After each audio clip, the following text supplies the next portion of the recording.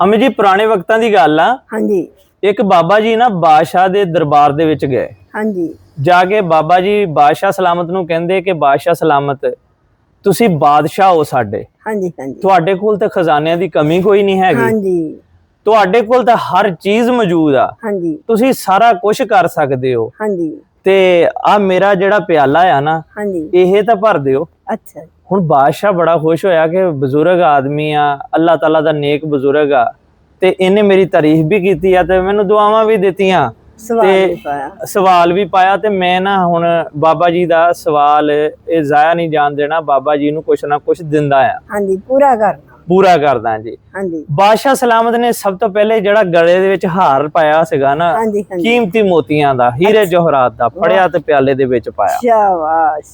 ਬਾਦਸ਼ਾਹ ਦੀ ਇਹ ਸੋਚ ਸੀ ਕਿ ਪਿਆਲਾ ਇਹ ਹਾਰ ਦੇ ਨਾਲ ਭਰ ਜਾਏਗਾ, ਛੋਟਾ ਜਿਹਾ ਪਿਆਲਾ ਆ। ਹਾਂਜੀ ਹਾਂਜੀ ਉਹ ਹਾਰ ਵਿੱਚ ਰੱਖਿਆ ਤੇ ਪਿਆਲਾ ਨਾ ਭਰਿਆ। ਅੱਛਾ ਜੀ। ਬਾਦਸ਼ਾਹ ਨੇ ਹੋਰ ਜਿਹੜੀਆਂ ਆਪਣੀ ਕੀਮਤੀ ਅੰਗੂਠੀਆਂ ਪਾਈਆਂ ਸੀਗੀਆਂ, ਜੋ ਚੀਜ਼ਾਂ ਕੀਮਤੀ ਸੀਗੀਆਂ ਉਹ ਚੁੱਕ ਕੇ ਲਾਈਆਂ ਤੇ ਉਹ ਵੀ ਪਿਆਲੇ ਦੇ ਵਿੱਚ ਪਾਤੀਆਂ। ਸ਼ਾਬਾਸ਼। ਉਹ ਬਾਬਾ ਜੀ ਦਾ ਪਿਆਲਾ ਨਾ ਭਰਿਆ। ਵਾਹ।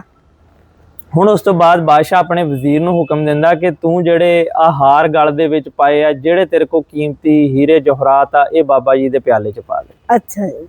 ਉਹ ਹੁਣ ਉਹਨੇ ਵੀ, ਵਜ਼ੀਰ ਨੇ ਵੀ ਸਾਰੇ ਹੀਰੇ ਜਵਾਹਰਾਤ ਸਾਰਾ ਕੁਝ ਲਾਇਆ ਤੇ ਲਾ ਕੇ ਬਾਬਾ ਜੀ ਦੇ ਪਿਆਲੇ ਦੇ ਵਿੱਚ ਪਾਇਆ। ਅੱਛਾ ਜੀ। ਬਾਬਾ ਜੀ ਦਾ ਪਿਆਲਾ ਫਿਰ ਵੀ ਨਾ ਭਰਿਆ। ਫਿਰ ਵੀ ਨਹੀਂ ਭਰਿਆ। ਬਾਦਸ਼ਾਹ ਨੇ ਆਪਣੀ ਮਲਕਾ ਨੂੰ ਕਿਹਾ ਕਿ ਤੂੰ ਵੀ ਆਪਣੇ ਜਿਹੜਾ ਵੀ ਜ਼ੇਵਰ ਆ ਨਾ, ਜਿਹੜੇ ਹੀਰੇ ਜਵਾਹਰਾਤ ਮੈਨੂੰ ਤੋਹਫਾ ਦਿੱਤੇ ਤੈਨੂੰ, ਹਾਂਜੀ ਉਹ ਵੀ ਲਾ ਤੇ ਬਾਬਾ ਜੀ ਦੇ ਪਿਆਲੇ 'ਚ ਪਾ ਦੇ। ਵਾਹ। ਉਹਦੀ ਜਿਹੜੀ ਮਲਕਾ ਸੀ ਉਹਨੇ ਵੀ ਆਪਣੇ ਸਾਰਾ ਜ਼ੇਵਰ ਲਾ ਕੇ ਬਾਬਾ ਜੀ ਦੇ ਪਿਆਲੇ 'ਚ ਰੱਖਿਆ ਤੇ ਪਿਆਲਾ ਫੇਰ ਨਾ ਭਰਿਆ। ਅੱਛਾ ਜੀ। ਹੁਣ ਜਿਹੜੀ ਕਬੀਨਾ ਸੀ, ਜਿਹੜੇ ਬਾਬਾ ਆਪਣੇ ਬਾਦਸ਼ਾਹ ਸਲਾਮਤ ਦੇ ਮਤਲਬ ਮਤਹਿਤ ਸੀਗੇ, ਸਾਰਿਆਂ ਨੂੰ ਕਿਹਾ, ਹੁਕਮ ਦਿੱਤਾ ਕਿ ਤੁਸੀਂ ਸਾਰੇ ਆਪਣਾ ਜਿਹੜਾ ਹੀਰੇ ਜਵਾਹਰਾਤ ਆ, ਜੋ ਸੋਨਾ, ਸਾਰਾ ਕੁਝ ਪਿਆਲੇ 'ਚ ਪਾਓ। ਹਾਂਜੀ। ਉਹ ਪਿਆਲਾ ਨਾ ਭਰਿਆ। ਅੱਛਾ।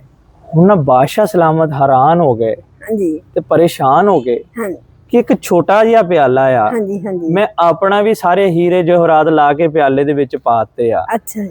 ਆਪਣੇ ਵਜ਼ੀਰ ਦੇ ਵੀ, ਆਪਣੀ ਮਲਕਾ ਦੇ ਵੀ। ਹਾਂਜੀ। ਲੇਕਿਨ ਇਹ ਪਿਆਲਾ ਭਰਨ ਦਾ ਨਾਮ ਹੀ ਨਹੀਂ ਲੈ ਰਿਹਾ। ਹਾਂਜੀ। ਬਾਬਾ ਜੀ ਦਾ ਪਿਆਲਾ ਨਹੀਂ ਭਰ ਰਿਹਾ ਹੈਗਾ। ਹਾਂਜੀ। ਤੇ ਹੱਥ ਜੋੜ ਕੇ ਤਾਂ ਖੜੇ ਹੋ ਗਏ। ਅੱਛਾ ਜੀ।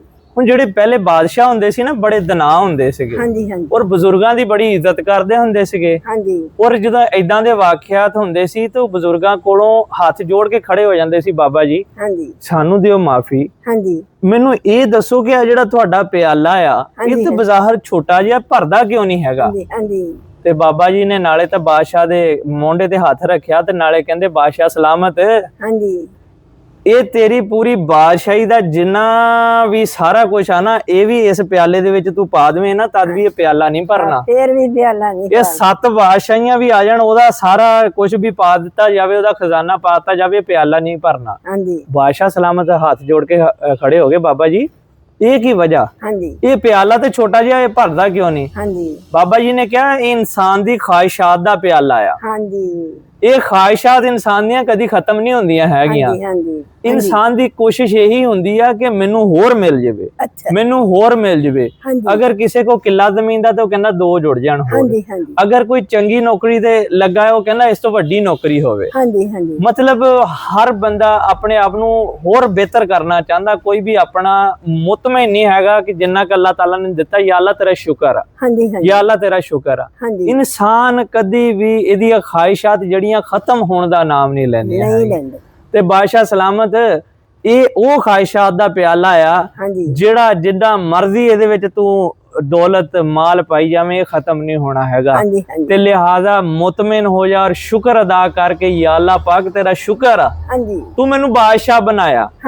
ਇੱਥੇ ਉਹ ਵੀ ਬੰਦੇ ਆ ਜਿਹੜੇ ਮੇਰੀ ਹੀ ਬਾਦਸ਼ਾਹੀ ਦੇ ਵਿੱਚ, ਮੇਰੀ ਹੀ ਰਾਇਆ ਦੇ ਵਿੱਚੋਂ, ਮੇਰੀ ਹੀ ਆਵਾਮ 2 ਵਕਤ ਦੀ ਰੋਟੀ ਵੀ ਖਾਣ ਨੂੰ ਤਰਸਦੇ ਆ, ਜਿਨ੍ਹਾਂ ਦੇ ਬੱਚੇ ਭੁੱਖੇ ਸੋ ਜਾਂਦੇ ਆ, ਜਿਨ੍ਹਾਂ ਨੂੰ ਪਾਈਆ ਦੁੱਧ ਨਹੀਂ ਲੱਭਦਾ ਹੈਗਾ, ਤੇ ਮੇਰੀਆਂ ਖਾਹਿਸ਼ਾਂ ਹੀ ਨਹੀਂ ਪੂਰੀਆਂ ਹੁੰਦੀਆਂ ਹੈਗੀਆਂ। ਬਾਦਸ਼ਾਹ ਨੇ ਹੱਥ ਜੋੜੇ ਔਰ ਅੱਲਾਹ ਤਾਲਾ ਦਾ ਸ਼ੁਕਰ ਅਦਾ ਕੀਤਾ ਕਿ ਯਾ ਅੱਲਾਹ ਪਾਕ ਤੇਰਾ ਸ਼ੁਕਰ ਆ, ਤੂੰ ਸੋਹਣਾ ਰੱਬ ਆ, ਤੂੰ ਮੈਨੂੰ ਬਾਦਸ਼ਾਹ ਬਣਾਇਆ, ਤੂੰ ਮੈਨੂੰ ਫਕੀਰ ਵੀ ਬਣਾ ਸਕਦਾ ਸੀ, ਤੂੰ ਮੈਨੂੰ ਪੈਸੇ ਮਾਲ ਦੌਲਤ ਵਾਲਾ ਬਣਾਇਆ, ਤੂੰ ਮੈਨੂੰ ਗਰੀਬ ਵੀ ਬਣਾ ਸਕਦਾ ਸੀ। ਗੱਲ ਏਦਾਂ ਆ ਕਿ ਤੁਸੀਂ ਅੱਲਾਹ ਤਾਲਾ ਦੇ ਦਿੱਤੇ ਤੋਂ ਰਾਜ਼ੀ ਹੋ ਜਾਇਆ ਕਰੋ। ਇਹ ਖਾਹਿਸ਼ਾਤ ਦਾ ਪਿਆਲਾ ਨਾ ਕਦੀ ਭਰਨ ਦਾ ਨਾਮ ਨਹੀਂ ਲੈਂਦਾ ਹੈਗਾ। ਜਿੰਨਾ ਮਾਲ ਦੌਲਤ ਤੁਹਾਨੂੰ ਮਿਲਦਾ ਜਾਏਗਾ ਤੁਹਾਡੀ ਖਾਹਿਸ਼ਾਤ ਵਧਦੀਆਂ ਜਾਣਗੀਆਂ, ਉਹ ਪਿਆਲੇ 'ਚ ਜਗ੍ਹਾ ਖਾਹਿਸ਼ਾਤ ਦੇ ਵਿੱਚ ਹੁੰਦੀ ਜਾਏਗੀ। ਤੇ ਇਸ ਵਾਸਤੇ ਕੋਸ਼ਿਸ਼ ਇਹ ਕਰਿਆ ਕਰੋ ਕਿ ਜਿੰਨਾ ਕਿ ਅੱਲਾਹ ਤਾਲਾ ਨੇ ਰਿਜ਼ਕ ਮਾਲ ਦੌਲਤ ਜਿੰਨਾ ਕਿ ਤੁਹਾਨੂੰ ਦਿੱਤਾ ਉਹ 'ਚ ਰਾਜ਼ੀ ਰਹੋ, ਅੱਲਾਹ ਪਾਕ ਦੇ ਰਜ਼ਾ ਦੇ ਵਿੱਚ ਰਾਜ਼ੀ ਰਿਹਾ ਕਰੋ ਔਰ ਸ਼ੁਕਰ ਅੱਲਾਹ ਤਾਲਾ ਦਾ ਕਰਿਆ ਕਰੋ। ਔਰ ਦੁਆਵਾਂ 'ਚ ਇਹ ਕਿਹਾ ਕਰੋ ਕਿ ਯਾ ਅੱਲਾਹ ਪਾਕ ਜਿਹੜੇ ਪਰੇਸ਼ਾਨ ਆ, ਜਿਨ੍ਹਾਂ ਦੇ ਕੋਲ 2 ਵਕਤ ਦੀ ਰੋਟੀ ਨਹੀਂ ਹੈਗੀ, ਜਿਨ੍ਹਾਂ ਦੇ ਆਪਣੇ ਵਾਲਦੈਨ ਵਾਸਤੇ ਦਵਾਈ ਦੇ ਪੈਸੇ ਨਹੀਂ ਹੈਗੇ, ਜਿਨ੍ਹਾਂ ਦੇ ਬੱਚੇ ਬਿਲਕਦੇ ਆ ਰਾਤ ਨੂੰ ਰੋਂਦੇ ਆ, ਉਹਨਾਂ ਵਾਸਤੇ ਪਾਈਆ ਦੁੱਧ ਨਹੀਂ ਹੈਗਾ, ਯਾ ਅੱਲਾਹ ਪਾਕ ਉਹਨਾਂ ਦੀਆਂ ਖਾਹਿਸ਼ਾਂ ਪੂਰੀਆਂ ਕਰ। ਜਦੋਂ ਤੁਸੀਂ ਕਿਸੇ ਵਾਸਤੇ ਦੁਆ ਕਰੋਗੇ ਨਾ ਤੇ ਮੇਰਾ ਸੋਹਣਾ ਰੱਬ ਤੁਹਾਡੀਆਂ ਖਾਹਿਸ਼ਾਂ ਜ਼ਰੂਰ ਪੂਰੀਆਂ ਕਰੇਗਾ। ਔਰ ਵੀਡੀਓ ਚੰਗੀ ਲੱਗੀ ਹੈ ਤਾਂ ਲਾइक कमेंट शेयर करके और फॉलो और सब्सक्राइब लाजमी करियो। दुआवां च याद रखियो। अल्लाह हाफिज।